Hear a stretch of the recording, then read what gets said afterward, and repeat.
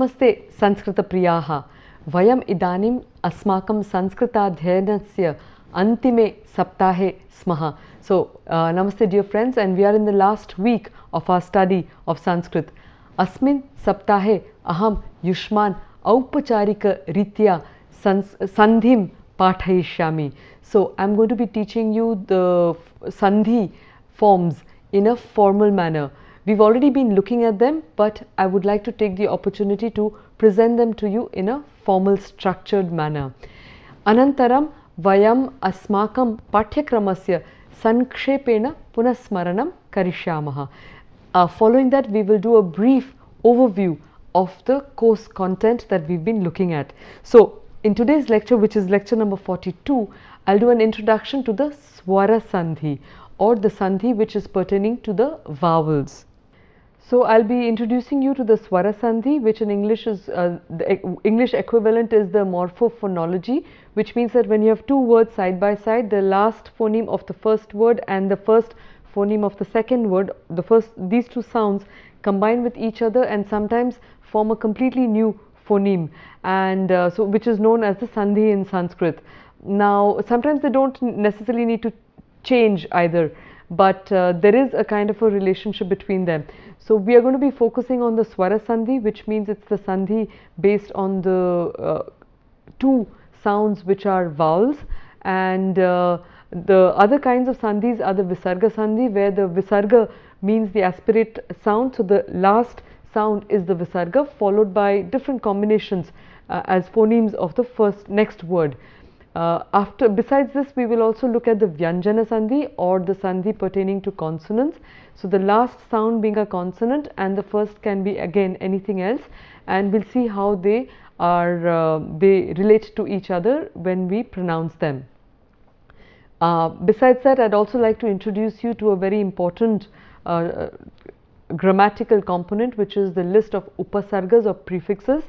And then I'll do an introduction to the Maheshwara Sutrani, also known as the Shiva Sutras, and there I will just introduce you to a Sandhi Sutra there. Besides that, of course, there will be some practice for the Dhatu Rupas, but in the context of the Sandhi, and of course in the process there will also be some attempt to add to your vocabulary. So let's do a parichaya or introduction to the Swarasandhi and with some abhyasa or practice. So here we go. What I thought of doing is, rather than presenting to you the answers of these combinations, I thought that we could try to derive them based on our own spoken experience of these sounds when they meet each other, when they encounter each other. So before we go into this, I'd just like to present to you the table that is in front. So we have here Purva Shabdasya Antima Varnaha. So it's the last sound of the previous word, and then we have Para Shabdasya Prathama Varna. So the first sound of the next word, and what happens is the combination or the sandhi. So here, because we are looking at swara sandhi, the last sound can be a potential vowel and the first sound has to be a vowel. So let's do a combination here and see how it goes. So I don't plan to introduce the entire chart in this manner due to want of time, but what we will do is I'll show you how it works, and then we'll look at the entire thing together. So then we have or a when it combines with another a. So if I say tatra asti, so what happens? So say it aloud first. So let's do it orally first. So tatra asti, tatra asti, tatra asti, tatra asti. It will end up becoming tatrasti. So let's see what happens. So I have tatra plus asti. So tra is a combination of tr plus a plus the vowel a plus sti there. That is also combination, but for now that's not what we are concerned with, so I am keeping it in its entirety. So we have the a and a. So this is what we call the swarasandhi, and here as you can see it will be one combining with one combining with two, etc., etc., and then two combining with one, and that's how we'll have to fill up the table. So what we'll do is we have an and what happens Yes, uttamam. So there's a lengthening of the vowel. But you can also have another word like balika, asti, and what happens there? So the there stays an or you can have balika agachati, in which case balika plus agachati, and what do you notice that yes, there is no change, it remains as an uttamam. Alright, so I hope you're clear with that. So let's put that down there. So or combining with will give us an combining with it will still give us an and let's see what happens whether this is the pattern with all the vowels when they combine with themselves. So we have an E and E followed by an E and E. So if you say asti iti, say that fast, asti iti asti iti asti iti asti iti asti iti, it will become a long vowel. And the same we have with an u and an u. So what would happen? Uttamam, it becomes a long one. And then we have a r with a r, and what would happen very typically? Pitru rinam pitrunam. Okay, so that is a r, a long r. And then we have the a's and that combined with the a, but that's a diphthong and that's a different story. So we'll stop with this here, but I'd like to now show us how we can combine across vowels. So if you have an or an that is combining with an e, what happens then? So we have an or an combining with an e. So if you have the word Gana plus Isha, say that fast, Gana Isha Ganesha Ganesha Ganesha becomes Ganesha. So you see it becomes an A. But what happens in the other case where you have an E followed by an A? So if you say Asti, Atra, what happens there? So let's see, Asti. So Sti is a combination of S plus T plus E, and then we have Atra. Alright, so I'll just stick to this. So what happens to this part? So Asti, Atra, Styatra, yes. So it becomes a year there. Alright, and therefore it will be S plus T plus year and then Tra on that side. So Astyatra, and I'll write that fully for you. Astyatra. So that is what happens there. So here we get a year. If there's an asti arambhe, then it will become astyaarambhe. What happens if it's a va? If it's an u? So if you have u plus a, so if you have astu atra, then astvatra, uttamam, and a long sound. So now you can see how it will keep combining in this way to build it up. We also have the A's and the I, but now what I'll do is I will show you the whole chart itself. So as you can see there, we have the chart, we have all that we had figured out, just going at it, just trying to do it phonologically. And then another interesting thing is when we have the A's, so when we have the diphthongs combining, so we have the diphthong combining with an what happens? That he take a word like haste, asti, haste, asti, haste, asti, asti, asti, haste, sti, uttamam. So haste, asti, so t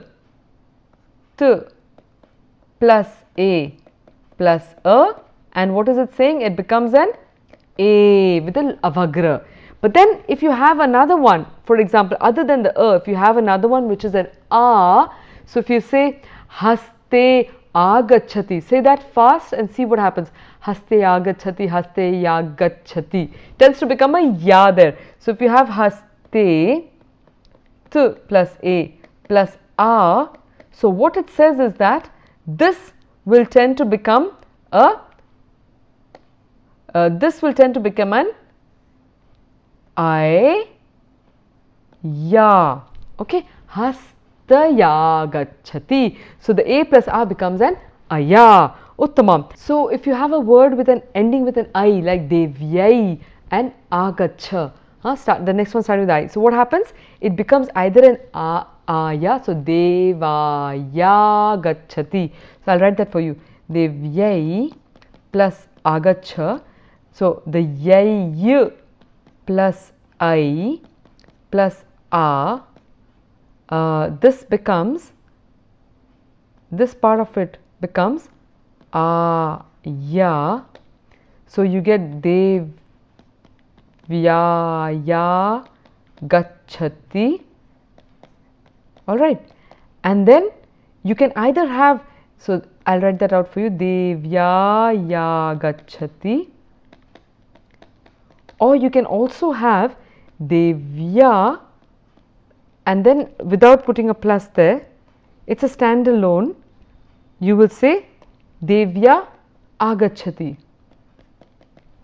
But what you need to remember at this point is that if you see a word that is like that, like Devya agachati, it can be quite misleading because you have the tritiya of the Devi, which is Devya, and agachati, and you can think he is coming with the Devi. But contextually you have to understand that this is a sandhi for the Chaturthi or the dative of the Devi. So a lot of possibilities there, but you need to be alert. Sanskrit is all about alertness and awareness. Astu. And just I'd like you to draw your attention to the rest of the box here, and you see that when it is a when you have any of these combining with the vowels, it would tend to the A would tend to become the I and the I, the O and the Au would tend to become the Av and the Av, and then Av. So Ay and Av if it's with the but depending on the vowel it will take on that form. So if it's an A with a with an U, it will become a U. Alright, and similarly if it is a O with an Au with an E, it will become an V, etc., etc. So I'll leave this table for you to explore by yourselves. I hope you've got a feel of it though. Huh? Let's move on. So let's do some practice using the table, and here there are words. I'm not going to be emphasizing too much on the meaning here because I'm more keen that you try to catch the phonological relationship of the two words that are side by side. So we have the first one, which is rasa plus ayana. Rasa meaning the juices, etc. Ayana is the way of that. So how do they combine? So rasa, you put it together, rasa ayana, and it becomes rasayana. And just on the table you see a or a plus with the here, so that gives you an a. That's how you'd go about it. But what I would really recommend is that first you try to discover the sandhi by yourself, just phonologically, phonetically, and then you fall back on the table to complete it. So the other words that we have are Parama, Atma, Deva, Indra, Para, Upakara, Deva, Rishi, Tena, Eva, Mama, Autsukyam, Iti, Adi, Pitru, Adesha, Sarve, Eva, Bhumau, Upavishati. So some of them, not all of them, but try to give you some practice based on this table here for the svarasandhi. So let's move on, and I'd like to introduce you to a very important component of any language, which are the prefixes or the upasargaha. So this is a verse on the upasargas by a Bengali grammarian in the 14th century, Padmanabha Datta, and the name of his grammar was known as Supadma Vyakarana. And so it goes like this. So I'm going to read it very slowly. I must confess I don't know the tune for it, so I'm just going to be reading it very slowly. So and then we will look at it in greater detail. So Praparapa samanvava nirdurabhivyadhisudati nipratiparyapayah upa angiti vinshatiresha sakhe upasarga vidhi kathita kavina.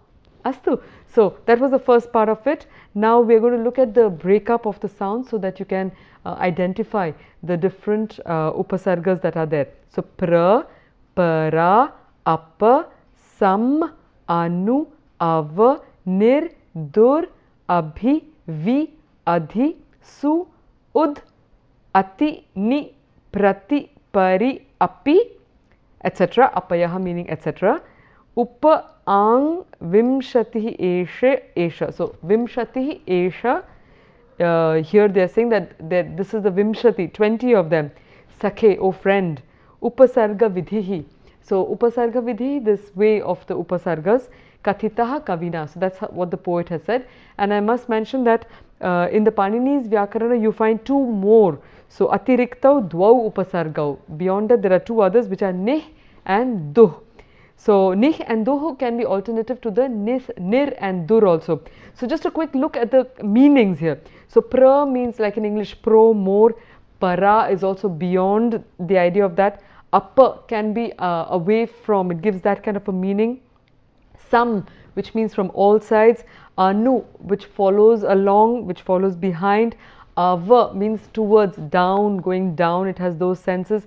Nir, dur can mean without, without something. It can mean dur means also the bad, reject. Dur, vyavastha, not good, bad in that sense. Bhi is more in the sense of more. Vi can mean either deeply into or away from. It can have both meanings. Adhi, on top of, more. Su means good. Ut, on top again. Ati, more. Ni means near. Generally it has like Upanishad, so it has the sense of nearness in it. Prati, again towards.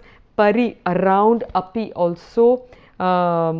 And then Uppa, near again. Ang can have different kinds of meaning. And Vimshati Rete and Nis and Sur we've seen has the sense of away from, etc., or bad, not so good. Alright, so that's the kind of meaning here. But the reason why I've also put it along with this particular series here is that because you can do some, there are words that have sandhis along with the upasarga. So I'll just take a small example. I'll just take one or two examples and to demonstrate that. So you have pari plus apta. Pari plus apta means to get. So pari plus apta would become paryapta. Paryapta. Paryapta means from all directions when you have got. So the word paryapta means enough. When is it enough? When you feel that you've got enough from all directions. So paryapta, etc. Then another one can be ava gacchati, but that means to understand. So gacchati, go towards, but ava is inside of you. Su agatam, that's another one that we look at, and then we'll continue. So su plus agatam. Su means well or good, agatam means come. So su agatam becomes, su plus a becomes swagatam, which literally means welcome. Astu, paryapta was enough. There you are. Okay, so that's just to give you a taste of these upasargas, and using the upasargas, the meanings of words, the meanings of the dhatus or the verbs changes drastically, and you can really expand on your vocabulary if you know the meanings of these different upasargas. So let's move on. So let us look at the Maheshwara Sutrani, and it is on this sutra, these sutras, that Panini based his entire grammar of 4,000 sutras or so in his Ashtadhyayi. But there is an interesting story behind this. Aham tam katham Sanskrite Shravayami. Astu, Panini Bahu Jijnyasu Asit. He always wanted to learn things. Ekada Saha Dhyanamagnaha Asit Bhasha Vishaye Jnatum Ichhati Sma. Tada Shivaha Prasannaha San Tasya Damaru Nadam Akarot. Kim Akarot? Damaru Nadam Akarot. Tan Shabdan Asmakam Paninihi Shrutva Vyakarana Rupena Athava Varnamalayaha Aksharani Iva Shrutva Maheshwara Sutranam Rachanam Akarot. So he heard the Damaru sounds and formatted them in the guise of the Sanskrit Varnamala, and Atra Vayam Tani Drakshyama. So here goes.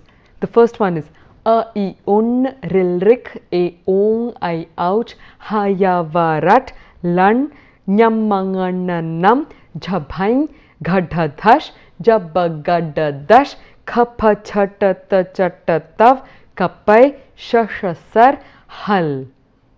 So you can feel the rhythm of that. In fact, on YouTube there's a clip of a scholar who's sounding the Damaru and reciting the Maheshwara Sutrani, which you can try looking for. So this time I invite you to repeat after me. Astu. A I Un Rilrik E Ong I Ouch Hayavarat Lan Nyamangananam jhabhain, ghadadash, khap jabagadash, khapha chatha chatatav, kapai, shashasar, hal. Astu, bahu ruchiram asti. Astu. So now he used these sounds to format or to formulate his entire grammatical treatise known as the Ashtadhyayi. So how did he do it? I will give you one Sandhi rule to demonstrate how he utilized these letters. So there is a rule called Iko Yanachi. Iko Yan Achi. He created a meta language basically in order to present the entire Sanskrit grammar in 4000 rules. So Iko is actually Ikaha, there is already a Sandhi there, Yan, Achi. Achi here signifies, Achi here signifies the Saptami Vibhakti. So after an Ach, Saptami Vibhakti, okay, like we've seen earlier on. So Ikaha Yan Achi. So what is Ikaha? It's the Panchami of Ik. So Ikaha, after Ik there is a Yan when it is followed by an. So it's Ikaha is of the Ik. It's can be the Panchami, but it's also the Shashti here, so the genitive. So of the Ik, it becomes the Yan. When does it become the Yan? When it is followed by an Ach. Now what do all the sounds mean? So what is an Ik? So what you have to do is to find the sounds in the Maheshwara Sutrani. So Ik. So what are the sounds in that? I, U, N, R, L, and K.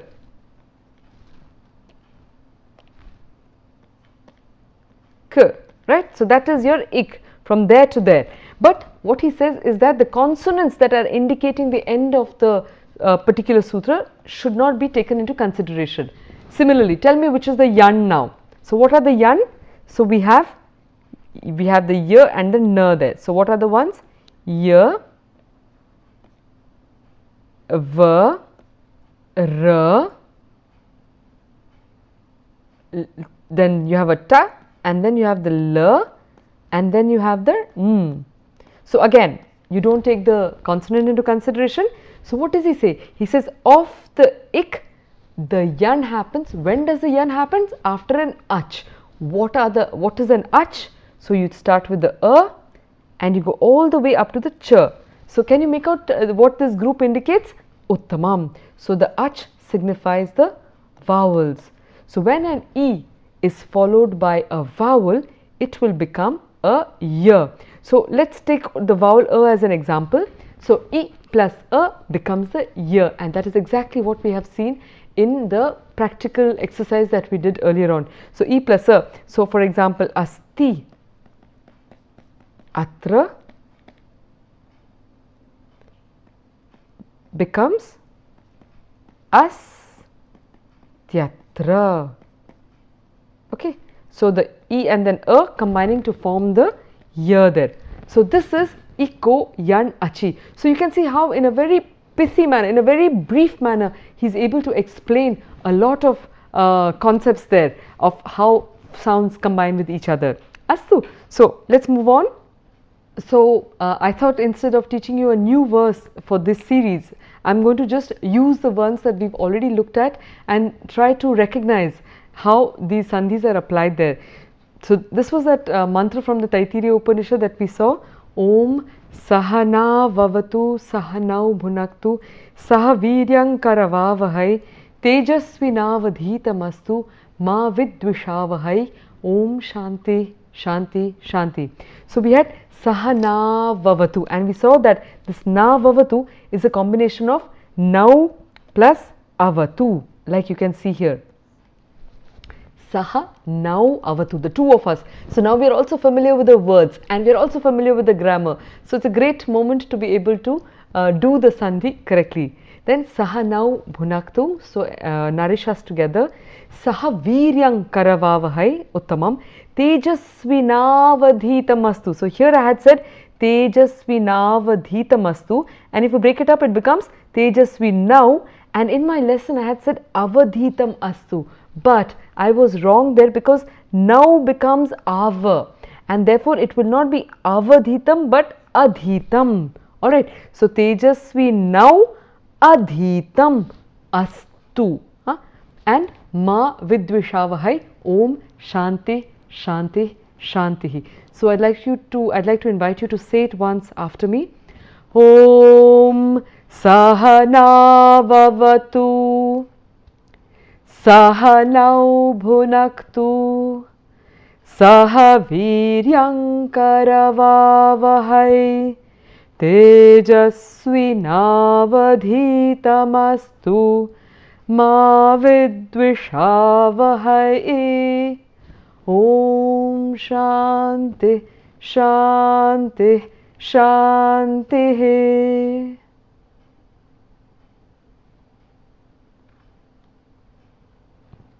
So let's move on.